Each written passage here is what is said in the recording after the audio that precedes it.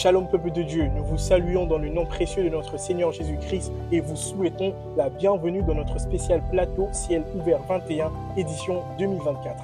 Alors aujourd'hui, je ne suis pas seul sur ce plateau, je suis accompagné du révérend docteur Aubin Moulaja. Bonjour docteur Aubin. Bonjour frère Michel, comment ça va? Je vais très bien, merci, et vous? Je vais bien, merci. Alors docteur Aubin, sur ce spécial plateau, nous avons quelques questions à vous poser au sujet de notre programme Ciel ouvert 21. Alors la première question est la suivante. Qu'est-ce qu'est le programme Ciel ouvert 21? Alors, Ciel ouvert 21, c'est un programme spécial que nous organisons annuellement à la fin de chaque année. Et c'est un programme qui s'étale sur 21 jours de jeûne et prière. Et nous l'avons donc baptisé comme ça, Ciel ouvert, parce que nous avons la ferme assurance qu'en ce moment-là particulièrement, le ciel va rester ouvert sur les enfants de Dieu. Amen, amen. Nous y croyons en tout cas fermement. Et quand commencera-t-il? Enfin, quand commencera ce programme, bien évidemment? Alors, ce programme commence le 2 décembre. Donc, il va s'étaler du 2 au 22 décembre. Et le programme se présente comme suite.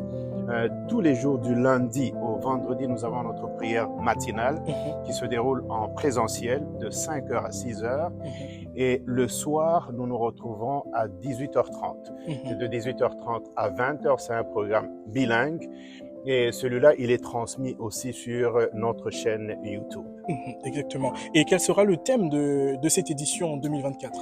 Le thème de Ciel ouvert 21, édition 2024, c'est Échapper divinement. Et il a été tiré du livre des Actes des Apôtres, au chapitre 12, du verset 5 au verset 9. Alors, pasteur Aubin, certainement en venant dans ce programme, les gens auront des attentes. Alors, à votre avis, à quoi devons-nous nous attendre pour cette édition particulière? À quoi s'attendre? C'est une question qui est facile et en même temps difficile. C'est-à-dire, avec Dieu, on ne sait pas à quoi s'attendre. Parce que Dieu, dans sa souveraineté, il fait ce qu'il veut, de la manière qu'il veut et quand il veut. Mais une chose est sûre, c'est que nous nous attendons aux bontés de l'Éternel. Amen. Et donc, c'est pour ça que nous venons pendant ce temps de jeûne et prière-là avec des expectatives. Mais Dieu va y répondre à sa manière. Mais tout ce que Dieu fait est bon. Toute réponse qu'il donne, elle est bonne. Exactement. Donc c'est à ça qu'il faut s'attendre. Et si je devrais compléter cette question, comment l'édition 2024 sera-t-elle différente des éditions précédentes? Ça sera différent dans la mesure où Dieu, ce n'est pas un Dieu de routine. C'est pas comme quelqu'un qui va te donner une nourriture qu'il va réchauffer. La Bible dit qu'il fait chaque chose nouvelle. Donc la différence, c'est que ça sera pour nous une nouvelle édition qui est ancienne pour Dieu mais nouvelle pour nous. Et donc nous allons sûrement vivre de nouvelles choses avec ce Dieu-là. Ça ne sera pas des choses que nous avons déjà vécues. Et Dieu, il fait chaque chose nouvelle.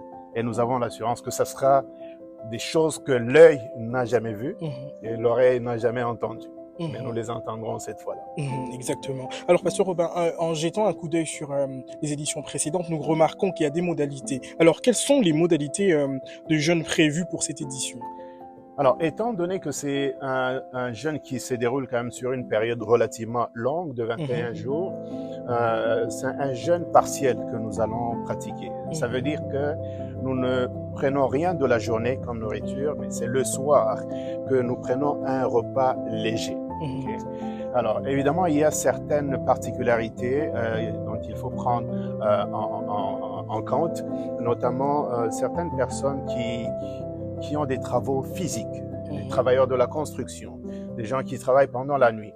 Alors, en ce moment-là, ça sera peut-être important. Ils auront peut-être besoin de prendre des petites collations, des fruits, des légumes, du jus, pour garder une certaine énergie fonctionnelle, étant donné les exigences de leur travail. Exactement. Il y a une autre catégorie des personnes ici, c'est notamment des femmes enceintes, des femmes qui allaitent. Ce n'est pas une maladie, mais c'est une condition physiologique assez particulière.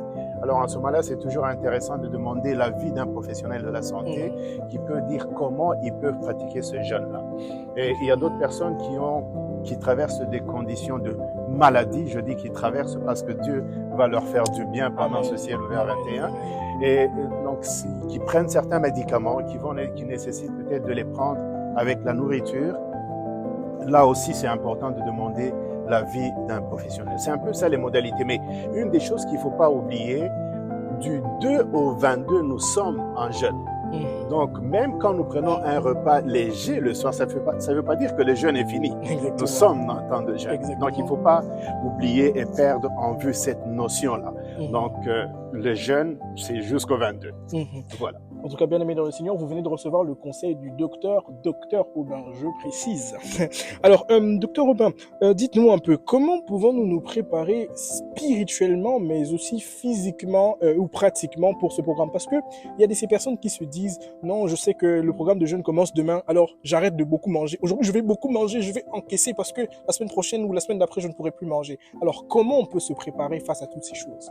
Alors, comment on peut se préparer? Mais c'est vraiment se préparer dans la prière. Nous prions, d'ailleurs, il y a des équipes déjà qui sont en pleine prière par rapport à ça pour sécuriser l'atmosphère parce que nous voulons que pendant ce temps-là, qu'il n'y ait aucun empêchement, qu'il n'y ait pas d'accident, pas d'incident qui vont empêcher, n'est-ce pas, entraver le déroulement de ce programme. Et donc, personnellement, les gens se préparent dans la prière par rapport à ça. Donc, ça ne sert à rien de dire que je vais manger beaucoup parce que pendant 21 jours, je ne mangerai pas normalement. Non, ça change pas grand-chose. Okay? Alors, d'autres modalités pratiques, c'est éventuellement de voir peut-être par rapport au travail. Il y a des gens qui peuvent avoir des accommodements au niveau du travail, des horaires de travail, des choses comme ça. C'est des choses qui sont possibles, qui peuvent être prises en considération. S'il y a moyen de trouver des arrangements à ce niveau-là, ça sera toujours très souhaité pour faciliter un peu la praticabilité, si tu veux, du temps de jeûne. Et puis, pendant le temps de jeûne aussi, c'est important. Il y a parfois, quand on dit jeûner, c'est pas seulement en termes de nourriture, il y a certaines choses que nous aimons vraiment. Ça peut être la télé, ça peut être juste le téléphone sur lequel on passe des heures et des heures. Des choses que nous chérissons, mais on peut, pendant ce temps-là, c'est important, on peut les mettre juste de côté parce que on veut trouver du temps pour se consacrer dans la prière. Exactement. Alors, pasteur, dites-nous un peu, comment participer à distance si l'on ne peut pas être présent sur place? Alors, évidemment, nous encourageons tous ceux qui sont géographiquement ou physiquement parlant dans la région de venir en présentiel parce que c'est des temps d'interaction, nous voulons prier ensemble. Pour ceux qui ne peuvent pas, qui sont à distance évidemment, comme nous avons dit, nos services du soir, celui qui se déroule de 18h30 à 20h, il sera aussi transmis sur notre chaîne YouTube. Donc, si tu es à distance, tu peux te connecter en ce moment-là, mais les autres modalités pratiques, c'est-à-dire le jeûne, le temps de prière pendant la journée, mais tu les observes comme tout le monde. Parce que n'oublie pas, nous avons un Dieu qui est omniprésent. Le même esprit qui va se manifester ici, il va te toucher de là où tu seras, peu importe le lieu. Mais si tu es dans la région, je t'encourage, viens, nous voulons passer ce temps-là ensemble, ici, à la maison de transformation. Amen. Alors, pour finir, pasteur Aubin, dites-nous, quel conseil donneriez-vous à ce bien-aimé qui est en train de nous regarder et qui hésite à venir à ce programme spécial en 2024? Alors, le seul conseil que je pourrais donner, Dieu, c'est la seule personne en présence de qui on peut se présenter et partir de là, pas tel qu'on est arrivé.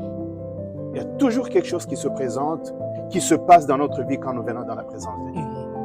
La Bible dit, lui-même il dit, si vous me cherchez et vous me cherchez de tout votre cœur, je me laisserai trouver. Donc, si tu es hésitant, celui qui est hésitant, je t'encourage. Viens, c'est un temps spécial. Il y a des moments qui sont favorables, des moments comme celui-là. Quand tu viens dans la présence de Dieu, avec cette soif-là, je peux te garantir que Dieu va te visiter. Tu ne partiras jamais de sa présence telle que tu es venu. Alors n'hésite pas. Viens, nous voulons vivre cette expérience-là ensemble. Amen. Alors bien-aimés, vous qui nous suivez, vous qui nous regardez aujourd'hui, j'aimerais vraiment vous rassurer et vous convaincre que dans la maison de transformation de Dieu, nous serons effectivement transformés.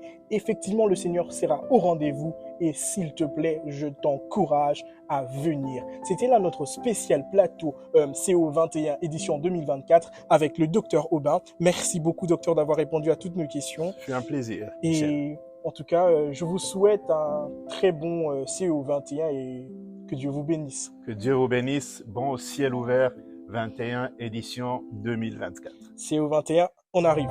Ciao.